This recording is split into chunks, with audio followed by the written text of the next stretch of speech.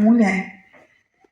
Como se tivesse assim, a metade lobo, a metade mulher, um trem muito estranho. E um vestido coladinho no corpo, bem justo, curto. Os braços cheios de pulseira. O pescoço cheio de colar, a orelha cheia de brinco. O cabelo cheio de tinta, uma em cima da outra. Tinta, várias cores, como pintou várias vezes. Uma maquiagem bem forte. Sabe, é um trem mais... E um salto dessa altura. E ele virou as costas para mim quando me viu. Só que Deus falou assim, vira para ela agora. E ele obedece. Ele virou para mim.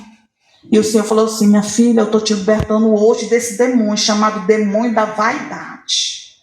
Ele te acompanha há muito tempo. Mas hoje eu estou te libertando dele. E aí, quando ele virou para mim, Deus falou assim, eu vou te mostrar, minha filha, como é que ele age. Ele age dentro das minhas igrejas. E ninguém vê. Ninguém percebe. Aí na hora apareceu tipo assim uma espécie de um telão. Eu não sei te explicar o que era. E aí eu vi uma moça bem vestida. Uma moça do cabelo bem grande, bem vestida. Uma evangélica, indo para a igreja. E lá está acontecendo o culto. E ela roda em mistério. Ela canta, ela sapateia. A presença de Deus é real na história dela. E ela vai para casa. Aí ela volta de novo, ela canta, sapateia. Aí esse demônio entra. E eu lembro que eu escuto a zoada do salto entrando dentro da igreja. Tucu, tucu, tucu, tucu, entrando. E quando entra, fica lado a lado com ela dentro da igreja. E o Senhor fala para mim assim, olha para o altar, cheio de presbíteros, pastores, missionários. Ninguém tem visão espiritual para ver. E aí entra dentro da mulher. E ela vai embora, quando ela volta totalmente diferente, outra pessoa. Muito vaidosa, muito vaidosa. E aí ela roda em mistério, ela fala em língua, e o Senhor falou, não sou mais eu que está nela. Aí naquele momento, pastor, o Senhor me fez eu voltar. Quando eu voltei, estavam as minhas filhas, minha cunhada, todo mundo chorando perto de mim, desesperado. E aí eu voltei. Quando eu voltei, deu aquele parque assim no corpo, que eu dei aquele pulo na cama. Aí quando eu voltei, eu já voltei gritando. Foi muito desesperador. Chorando, com medo de voltar para lá. Eu tinha medo de tudo que eu falava, de tudo que eu fazia. Medo de voltar para lá. As pessoas, às vezes, até no meio cristão, pastora, às vezes eles esquecem que existe um céu e um inferno. E tem muita gente que nem acredita que existe um inferno. Só que hoje eu estou aqui para falar e dizer que existe um inferno. E nós temos que cuidar, principalmente nós cristãos. O inimigo, ele tem enganado muito no meio cristão. Ele tem enganado muitas pessoas, tem perdido a salvação.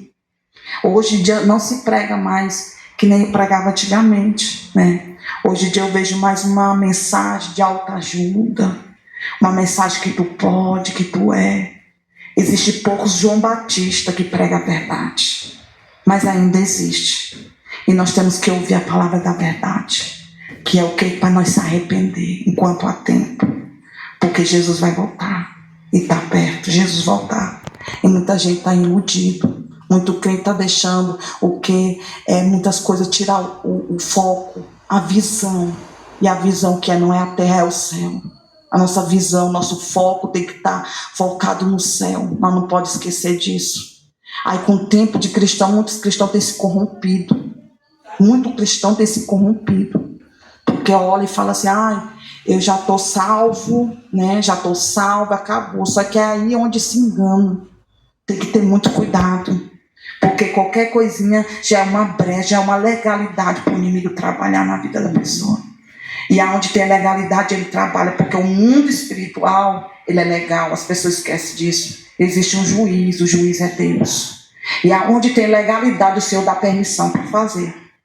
Aonde tem legalidade, porque ele é um juiz justo, e eu costumo dizer que ele é justo até com o diabo. Porque se tem legalidade, o diabo vai lá, fala lá, teu filho amado, tua filha amada, pecou, fez isso, tem legalidade. E o Senhor, ele vai dar permissão, porque ele é um juiz justo. Acima de tudo, ele é justiça. Por isso que nós temos que vigiar, né? E assim, quando eu voltei, pastor, eu voltei outra pessoa. Só que foi um processo também. Porque, igual eu falei para a senhora, eu não estava preparada. Eu pedia algo que eu não estava preparada. E a gente tem que ter cuidado o que a gente pede em oração, o que a gente pede para o Senhor. Porque se nós não estiver preparado, tem muita gente que fica até louco. Eu quase fiquei louca, foi tempo que eu gritava no meio da minha casa, igual uma pessoa desesperada. Eu gritava, aonde eu olhava eu via demônio, aonde eu olhava eu via demônio da igreja, eu via demônio no meio da rua, aonde eu olhava eu via demônio, eu estava com minha visão espiritual aberta, sabe? E eu estava tão abalada que Deus mandava eu entregar, eu estava na padaria, Deus mandava eu entregar o recado para a pessoa, eu chegava chorando, eu juro que foi Deus que falou, eu ficava num desespero para falar algo que Deus mandava, porque eu estava com o meu emocional abalado, sabe? Eu não sabia mais o que era natural, o que era espiritual, eu estava muito confusa daquilo que eu tinha vivido, porque o espiritual é totalmente diferente disso aqui que nós vivemos. E eu estava muito confusa. Aí foi muita oração da minha mãe: Senhor, cessa as visões, meu pai, ajuda ela não vai aguentar. Eu quase fico louca, pastor. Foi muita oração para mim voltar ao natural, voltar ao normal. Foi muita oração. O mundo espiritual existe e as pessoas brincam com isso. Isso não é brincadeira.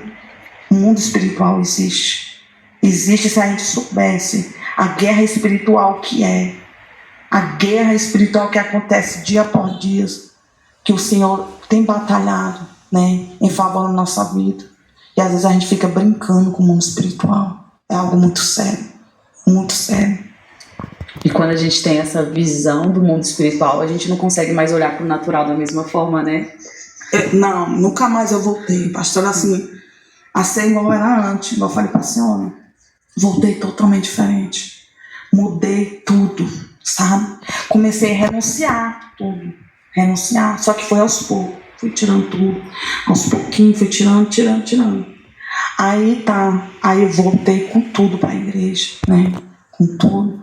Aí com o meu ministério, aí eu saí dessa igreja que eu estava, fui congregar com o pastor Júnior. Aí lá meu ministério começou a andar, sabe? O pastor Júnior foi uma pessoa que me ajudou muito, né?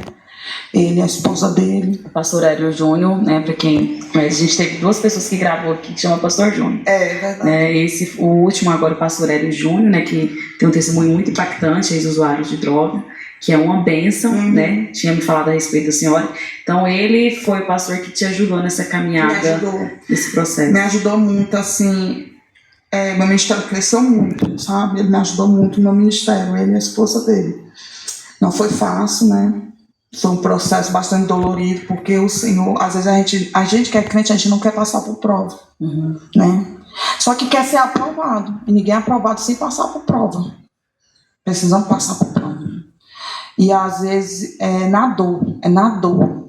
Muitos olham como, meu Deus, só dor, não. Mas para Deus é ferramenta de trabalho, é onde Deus está trabalhando, né? Onde Deus está moldando o caráter do crente. Está moldando ali a vida do crente através da dor. Hoje eu entendo isso, né? E eu lembro que aí Deus começou a me usar, né? Para pregar. O pastor Júnior me deu muita oportunidade. E eu comecei a pregar. Deus começou a me dar entendimento da palavra, buscando. Porque assim, o que cura, o que liberta, o que sai é a palavra. É a palavra. Não adianta a pessoa fugir. Porque não tem outro caminho, não é a palavra.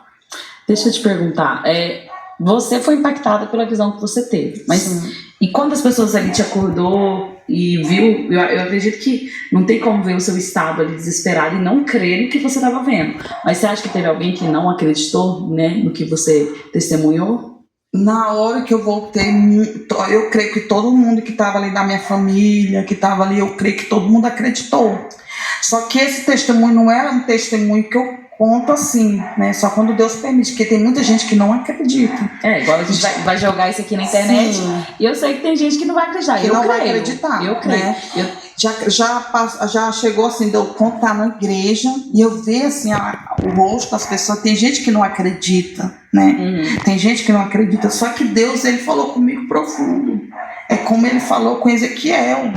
Quem acredita ou quem não acredita, mas você vai falar aquilo que você viveu, né? É algo que tem que vir de cada um, né? Crê ou não crê, né? Mas o Senhor falou de tudo, né? Se tu não falar.